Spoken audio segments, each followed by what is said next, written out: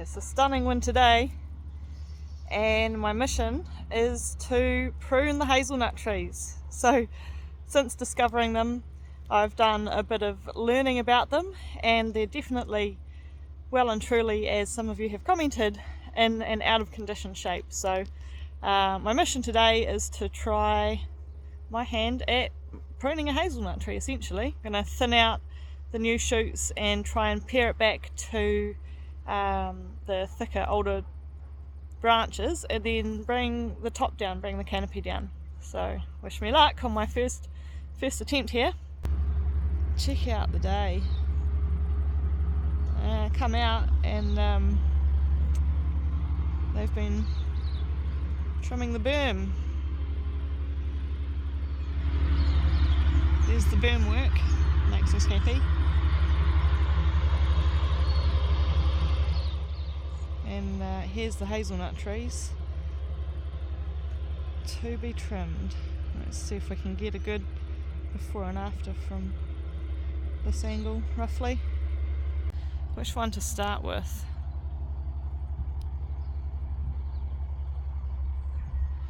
And I think I'm going to start at this end with this one here.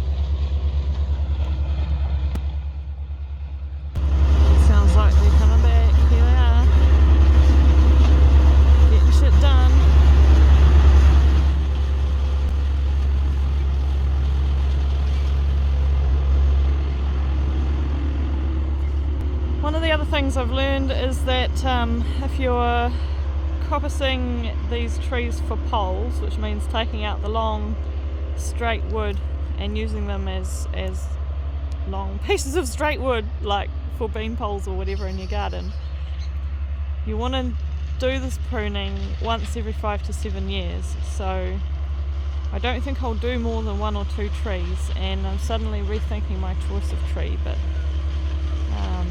the idea would be to get them on a rotation so that every couple of years I'm getting fresh poles. Anyway, I'll ponder this for a little while and crack on from there. Change of plans. I'm going to start with this one over here because it's the tallest, and because the trunks are nice and open, and I think it'll be easy for me to do my first practice one on. And then I want to move on to this one because it's a big old sucker, and its canopy really will, if it's taken down, open up and provide a lot of light for all of the ones that encircle it. And there, I believe, are 6 in total. Guess I'm going to have to cut down all these little upshoots as well. I'm not sure if they're suckers or if they're sprouted from fallen hazelnuts. But today the tools I've got for the job are my loppers, closest thing I've got to a pruning saw, and my secateurs. So let's have a look at the job close up here. This is the one with the tallest canopy. I'm just going to start by doing what seems to be obvious, which is take out all the smallest shoots and leave the biggest old trunks, and then step back and have a look at it from there.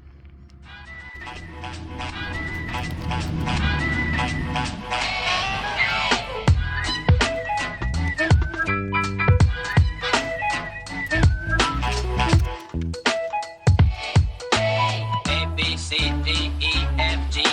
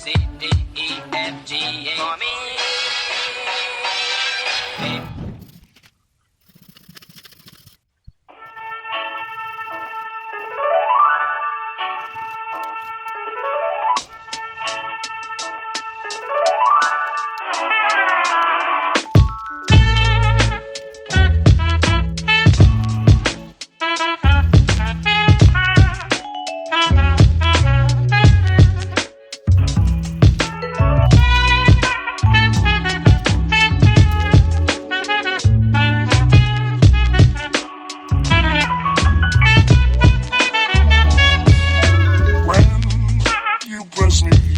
You,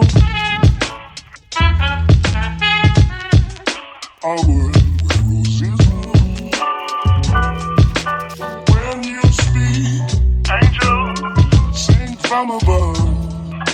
Everyday would seem turning into love song.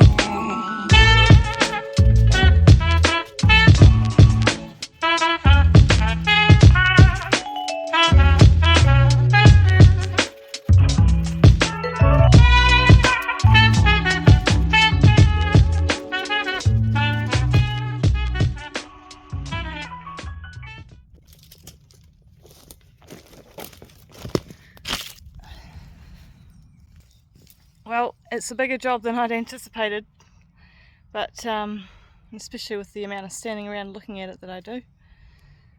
I think I chose the right one to start with, and I'm making a wee bit of progress.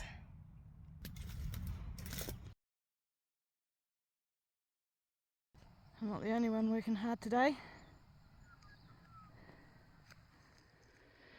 Alright, for what you can see of it, there it is, my day's progress. The weather has been totally stink the last few days, and I've been dying to get back out here. In the meantime, I've watched a few more hazelnut coppicing videos and gained just a tiny little bit more confidence about what to do. And then of course I get out here and I'm straight back to ground zero. It seems to be really counterintuitive to cut all these big old trees, but I know that you know, it's kind of got to be done, and it's a bit of an experiment. I'm not doing them all, so just going to proceed. I'll show you what my plan is for today. So I want to tidy up all the little whiskers in this corner that I've been working in. There's still a rotten branch in the back there. It's got mushrooms growing at the bottom of it.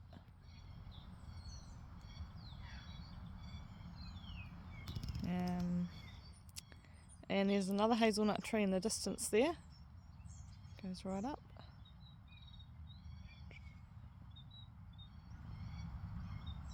So I figured I'd coppice that today because it's just one, and I might do that quite low because I like its positioning. This one is not actually a hazelnut, if you didn't already notice. It has blossom in springtime, which is pretty cool, but check this out. Some vine of some sort was growing around the trunk of this tree as it grew. It's got this fantastic spiral pattern in it.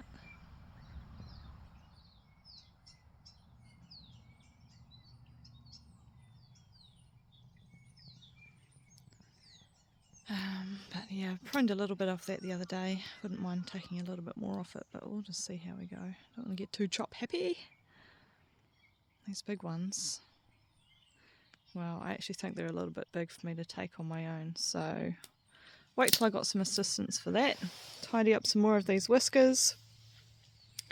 And this is the second one I had picked out for destruction. Tidy up, I mean, coppicing. I was having a look at them. They're huge. I don't know if they have been coppiced before. It's kind of hard to tell.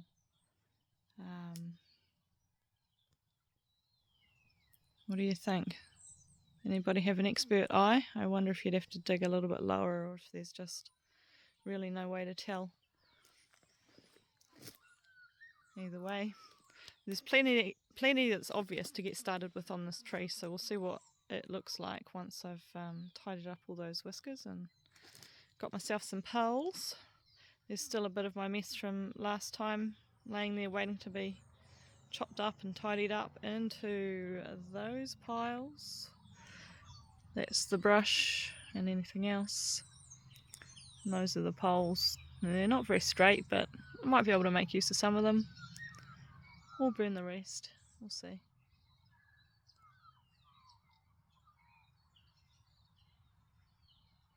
Alright, let's find a spot to put this down and get started.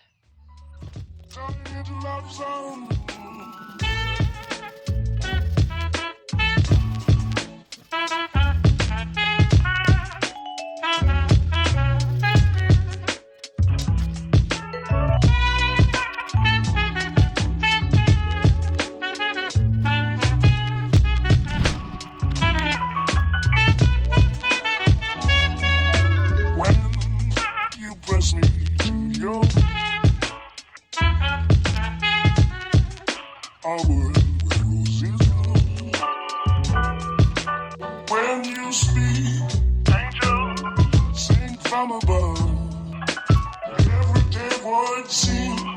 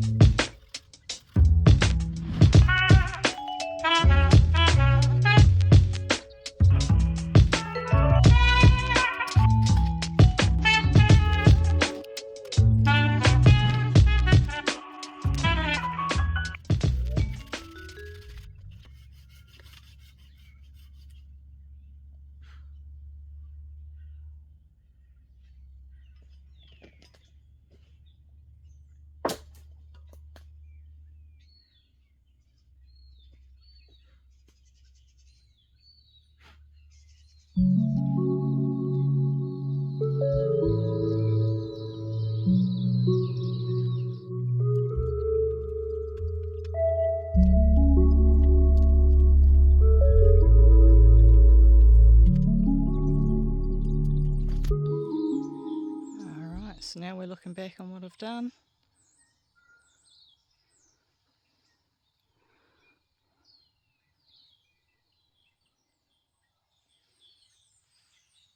And this one over here is next on the list. I'll deal with these big old branches when I've got help.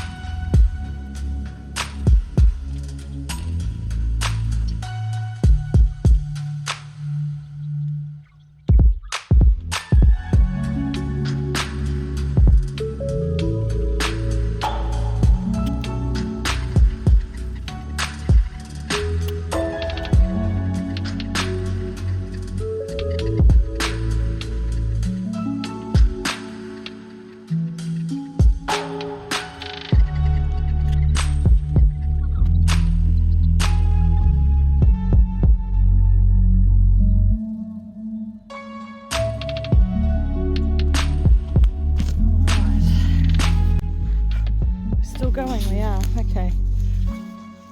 Just before I pack up, let's take a quick look at how it looks now.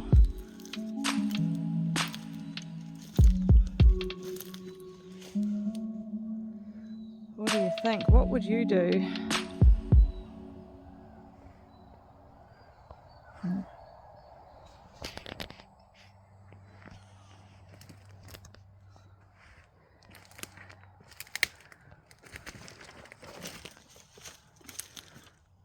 I'm running out of daylight, the cows are mooing, time to go and feed them, so obviously the job's not finished, but certainly making a bit of progress. All the sticks on the ground.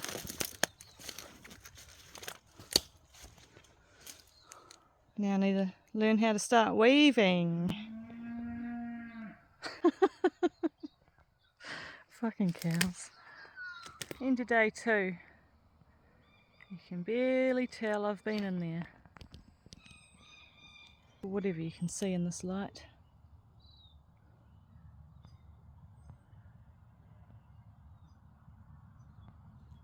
Until next time. Clean up efforts so far.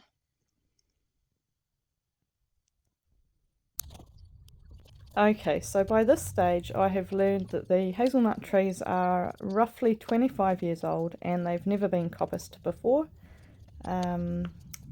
You might have noticed that I've been coppicing these quite high. I saw a technique called pollarding, which appears to be used on single branch hazelnuts, but the pollarding is done high so that the new shoots are out of reach of the stock grazing them off.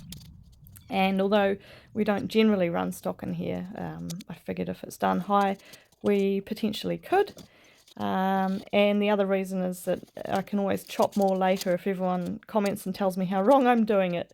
But for now I can't unchop, so yeah, gonna see whether or not we can do a pollard coppice mix, or if pollarding is, you know, I don't know what I'm doing, to be honest. Just having a crack.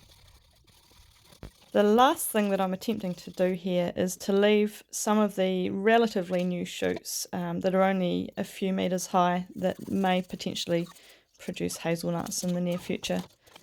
So I'll attempt to take all of the larger branches out of this tree eventually.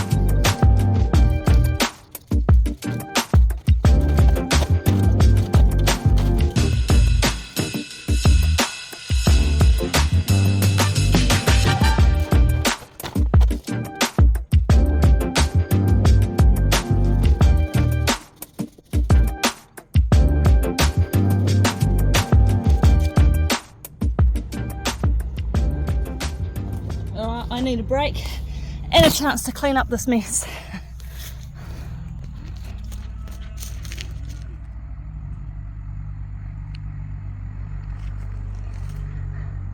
It's looking good though.